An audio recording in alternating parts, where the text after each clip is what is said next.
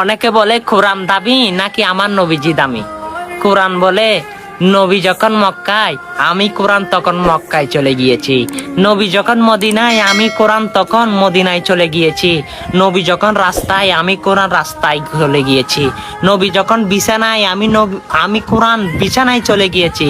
কারণ যে নবী না আসলে সে নবীর উপর আমি কোরআন কোনোদিন নাজিল হতে পারতাম না। সুবহানাল্লাহ। শ্রেষ্ঠ নবীর শ্রেষ্ঠ কিতাব সেটাই হচ্ছে আল কোরআন।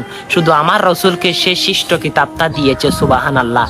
104 খানা কিতাব, তার মধ্যে 100 খানা ছোট, 4 খানা বড়, অবশ্য আর 3 খানা যেমন ঈসা রুহাল্লাহ, মুসা নবী আর ঈসা নবীকে দেওয়া হয়েছিল।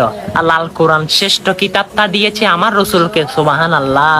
হ্যাঁ, সেটাই হচ্ছে শ্রেষ্ঠ নবী, শ্রেষ্ঠ পরিচয়। সুবহানাল্লাহি ওয়া বিহামদিহি। সেটি হচ্ছে আমি আপনার নবী। হ্যাঁ, এই ভিডিওটা পৌঁছে দিয়ে অনেক মানুষ আপনার কারণে এই বার্তাটা জানতে পারবে, অবশ্যই অনেক কিছু শিক্ষা গ্রহণ করতে পারবে। আমিন।